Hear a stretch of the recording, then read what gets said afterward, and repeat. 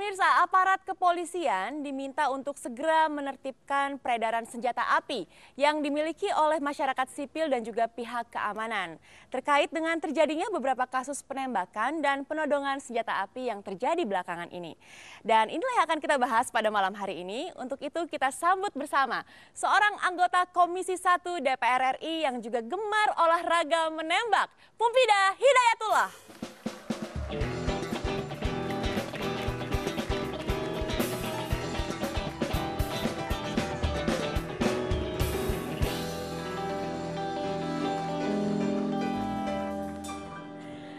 Bang Pumfi, silakan duduk. Selamat datang. Selamat malam semuanya. Malam. Cocok ya badan gede gitu kalau megang pistol pasti ya. Kalau Bang Mucle yang nggak kecil enak. juga cocok. Oh, cocok juga. Tergantung kalibernya sebetulnya. Oh. Yang kecil jadi jangan pakai kaliber yang besar tentunya. Kaliber yang kecil-kecil aja ya. Iya betul. Kenapa ke situ ya? Enggak, saya Dari ngecek kemarin aja. kecil-kecil Soalnya ya? dia ngeliatin terus gitu, takut dilempar gitu saya dari Saya belakang. tersepona.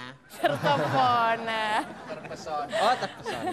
Bang Pumfi kan suka banget olahraga menembak. Ya. Sebenarnya izin untuk punya senjata api tuh susah nggak sih didapatnya?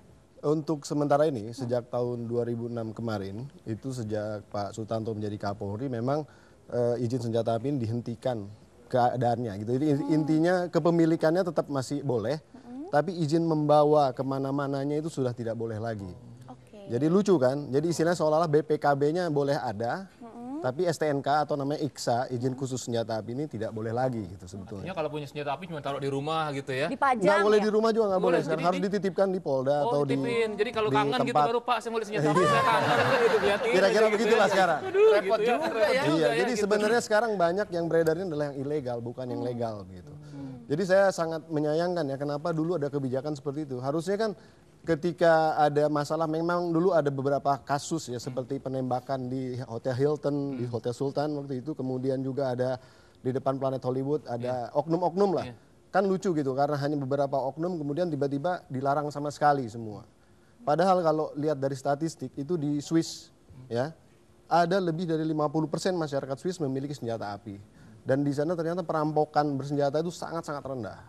Kan ini sebenarnya bisa menjadi suatu acuan, di mana ketika polisi tidak bisa melindungi masyarakat dengan baik, harusnya masyarakat mempunyai kemampuan untuk bisa melindungi dirinya sendiri. Sebentar, Mas Pumfida. Jadi saya ini membaca kesannya Anda malah setuju bahwa rakyat sipil itu atau sipil itu megang senjata api. Ya, saya setuju sekali, tapi dengan catatan semua persyaratannya harus dipenuhi. Dalam tanda petik secara mental dia kuat. Ada tesnya nggak sih? Oh ada, jadi istilahnya mentalnya juga dianalisa nanti sama polisi. Dia Tesnya tertulis atau lisan? pilihan ganda, pilihan ganda. Ya kan boleh tahu, siapa tahu saya Ya pengen. misalnya siapa yang berhak memiliki senjata Mucle atau Iwel gitu. Ya Iwel lah. Iwel kan pasti kan. Ya nggak apa-apa, dia pistolnya saya pelurunya deh. Lah kalau cuma pegang peluru gimana ntar menembaknya? Ya tinggal lempar aja, cep. Kena gitu. Jadi itu secara Oke, tadi tes secara mental. Tes mental, kemudian juga nanti harus dilatih. Minimal dia paling tidak 3 tahun harus aktif di klub menembak, misalnya Perbakin, seperti Perbakin dan lain banyak klub-klub yang memang sudah di-approve oleh kepolisian. Nah jadi memang sudah terlatih cara menggunakannya, cara memaintainnya, cara mengamankannya juga. Prosesnya, cara perizinannya harus diperketat. Karena apa? Karena kepemilikan senjata api itu harus jelas datanya. Uji balistiknya harus ada, siapa penanggung jawabnya, ketika dipindah tangankan misalnya harus ada record yang jelas.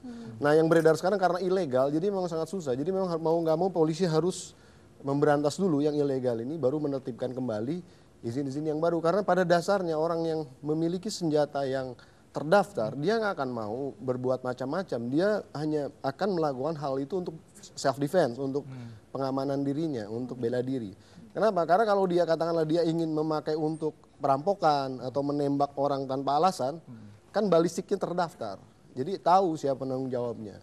Nah yang beredar sekarang kan katanya yang saya dengar itu kan yang organik nih.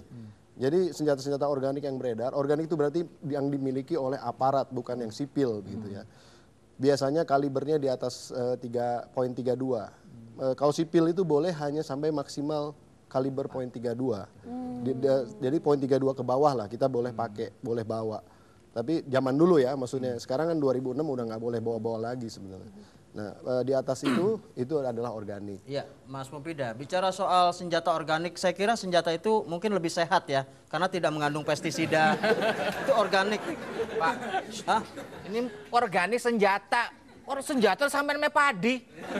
Dia biasa main organ aja sih. soalnya, Oh jadi iya, susah nyambung ya. nyambung. Nah, Mas Pida, kalau orang punya senjata itu kan rasa percaya dirinya jadi meningkat. Jadi gagah gitu kayaknya ya. Kalau nggak bisa kontrol kan juga banyak kita dengar, kita baca juga berita, dengar ada yang kemudian kesel dikit langsung mentodong. Di jalan keserempet langsung keluar. Itu kan Ada burung lewat tembak. Kucing lewat tembak. Karena Kacau. mungkin Bucin seperti lewat ditembak nggak? kan filosofinya begini Mas Pompi, ketika orang punya kendaraan, punya motor atau punya mobil, kan kalau dia punya kemudian ditaruh aja kan nggak enak, harus dikendarai. Sama seperti senjata. Kalau disimpan aja nggak dipakai buat apa? Nah, itu secara mungkin tadi filosofinya secara uji seperti itu. mental. Jadi orang gregetan. Ini gimana nih Mas Pompi?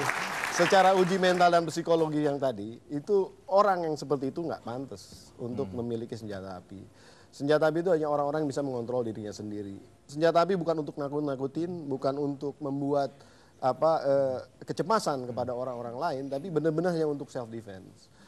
Di Amerika justru orang kalau bawa senjata api itu kalau concealed weapon, kalau tersembunyi malah ilegal. Tapi kalau dia punya dan punya izinnya harus dikelihatan. Gitu. Jadi memang orang harus terang-terang, tapi dia nggak berarti pamer kan, dia nggak berarti ngancem-ngancem atau apa. Nah ini mentalnya udah harus dilatih seperti itu.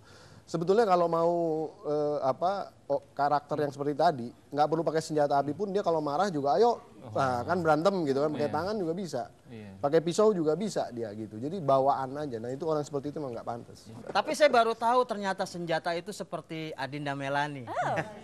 maksudnya Dia itu boleh disukai dan disayangi, tapi tidak boleh dimiliki. Terima kasih ya sudah hadir di sini dan pemirsa terima kasih. Kami akan segera kembali saat lagi. Tetaplah bersama kami di edisi Neo Demokrasi.